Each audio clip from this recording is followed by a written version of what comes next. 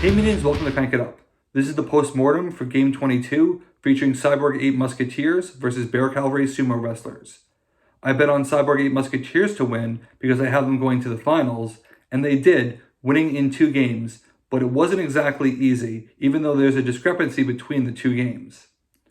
One of the problems with Bear Cavalry Sumo Wrestlers, despite being incredibly strong, is the fact that they can succumb to the do nothing then explode strategy.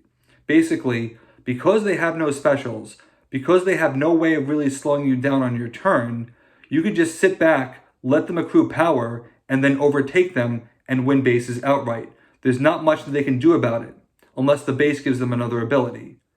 And that certainly is going to happen. It's why Astro Knight Cowboys are able to win in Game 1, in Round 1 at least once, only once actually, despite the team being very oppressive against them.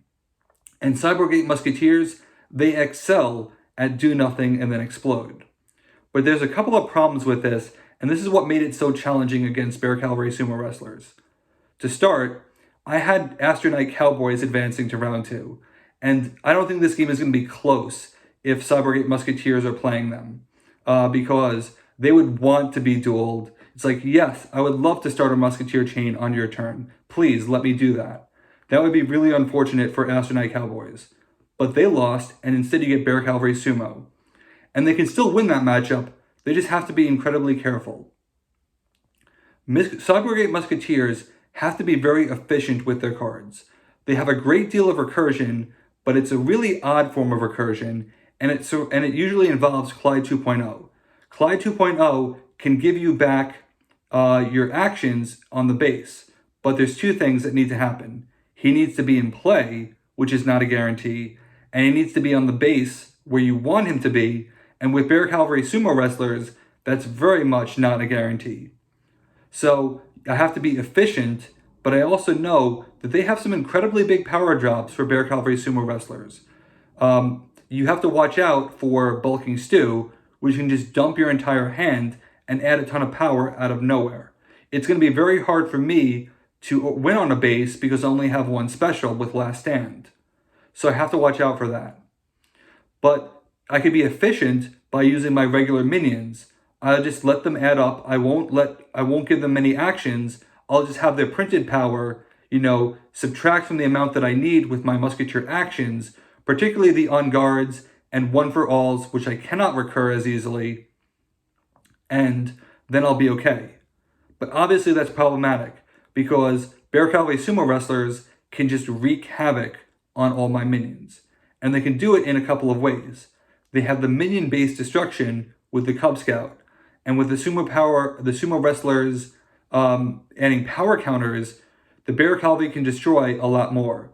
If I were to invest cards to protect my minions, then I could potentially be losing some of those very cards. If I were to add a Cyber Evolution to make something, let's say, be a 5 or a 6, it's not unheard of that he can get to 7 and then destroy it, and then I lose a minion and I lose a good action. It's almost like my minions are going to be cannon fodder and a distraction, and that's kind of how I played it, which had a good deal of success because they won, but there were times when I was very nervous. They also have High Ground, and High Ground can destroy anything regardless of power as long as he has a minion there. I can't really remove his minions. The best thing I can do is play Monkey on Your Back, but he has General Ivan, which can make all of his minions immune to destruction. So that's not going to be a good game plan going forward. I can't do that. I can do shielding, and shielding will block High Ground because High Ground is doing the destruction, not the minion that High Ground requires. So that's not a bad plan, except for the fact that he has 2 forms of action destruction. He has Bare Necessities, and he has a Sumo card that can destroy an action as well. So shielding, despite having 2 copies, isn't going to be around very long. And you could even kill the shielding minion with one of his minion destructions like a Cub Scout. So that's not going to bode well. I have Going Bananas, which can destroy High Ground, but it's really going to be a race of who gets what. And High Ground actually got to be played twice in that particular game, but it ended up not making a difference. Now, what I can do is I can still explode. And there's a very interesting moment in the game that I was playing, which was much closer than the other one. And that was because Bear Cavalry Sumos were in complete control of the game. And they had a presence on multiple bases. They had Major Ursa with a ton of counters. Major Ursa being able to move means that he can break a base out of nowhere, and I don't know which base it's going to be. I have to pick my spots very carefully. I'm using only my low-powered minions, which Major Ursa can move because you move minions of power 3 or less. So it's really not good. And that's where as I mentioned yesterday, you make the plan, you execute the plan, you expect the plans to go off the rails, and then you throw away the plan. Cyberback is usually my finisher because he's a form of recursion, which is great. And you just play all your cards liberally, then you play Cyberback at the end of the game, and you win. I didn't feel like that was going to happen this game. And so I made what I felt was the correct decision to use Cyberback to break 2 bases in the middle of the game, to get rid of high ground, and to get rid of Major Ursa and all of his counters, even though it meant that I was going to be losing the second base, because it was Secret Volcano Headquarters. There's also an incredible amount of risk. One, he can't necessarily solo it, because he could flip a minion off the top of my deck and play it there, and I get an easy, couple of points. I get an easy 3 points. But there's also the chance that I have no minions there. If he flips a Bear Cavalry, then he is going to push me off the base, and that's going to be very bad. Now, fortunately, it worked out that I was able to get those 3 points and get 7 points compared to 5, which is good. It clears the board, but it also means that I've used one of my big guns and many of my good cards, and I'm going to be out of them for the rest of the game. But if I don't try and swing the tide there, they may not make it. And even though it's best of 3, you never want to leave it to chance. You have to try and win every game that you can. And it's good that it worked out that way. Some other things that are, really useful against Bear Cavalry Sumo would be the ability to spam Biding Time, which is something I did on the first base. You can play Biding Time, which will play an extra action that will affect the minion. If you can convert that action into a generic action, then you can play Token of Affection to search your discard pile for an action that directly affects a minion, which could be, Biding Time itself, and play that again.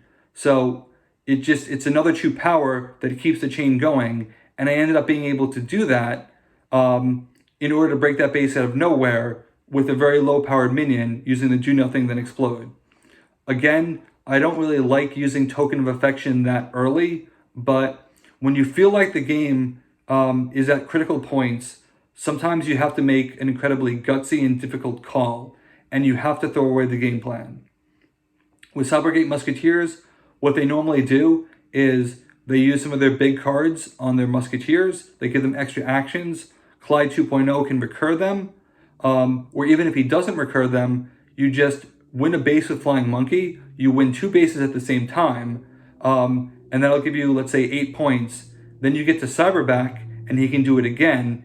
And then he can get another 8 points or 6 points, depending on, the VP spread of the bases that you're breaking. And that should be game. I think it's great that Cybergate Musketeers showed that they can win despite having, everything go against them, not being able to do the final play, but it was incredibly close and uncomfortably close.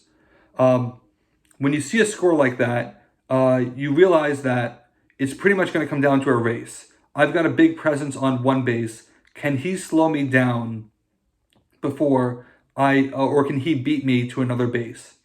It's one of those things where playing on the base, trying to slow me down, can inadvertently, help speed me up because it's giving more power to the base, especially since I can move minions back with Make Way. So it's really going to be a race. On that final base, I ended up counting the cards in my deck. They were 4, and I'm trying to piece together what those 4 cards could be, because I know my hand, I know what's in play, I know my discard pile. I've got to figure out, all right, do I go the deterministic route, or do I take a chance, or is it really a chance? If I could figure out that if I draw 3 cards, I'm mathematically guaranteed to see the card that I need, is that going to be enough?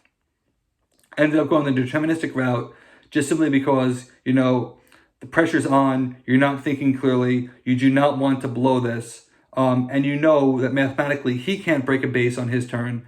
So I mathed out that, all right, he can't win it this next turn, so I'll just pause here, set myself up to win guaranteed next turn, and take the victory. So Smash Up is an interesting game, obviously, because of that. Sometimes you got to go risky there. Sometimes you have to play smart. Cybergate Musketeers, they were able to advance because they have the flexibility to take these gambit-style plays where you're using something suboptimally, or you have the confidence to wait for the cards you need and then explode when you need to do that. The second game, much different story. They were able to do the business as usual, and that's why they're going to be in round 3. It is going to be incredibly interesting watching them face time-traveling Vikings. Now, I had thought that would happen because that's how I voted my bracket, but with Minions of Anansi, it wasn't a guarantee. Time-traveling Vikings stealing some Cyborg 8 Musketeer cards could be incredibly frustrating. Imagine those same cards that I mentioned spamming over and over again. Imagine if they're stolen. I'm eager to find out what happens. I still hope that Cyborg 8 Musketeers win, but given the way that time-traveling Vikings have been playing, it truly is anyone's guess. That's it for today's Postmortem. We'll see you tomorrow for Game 23. Let's shut it down.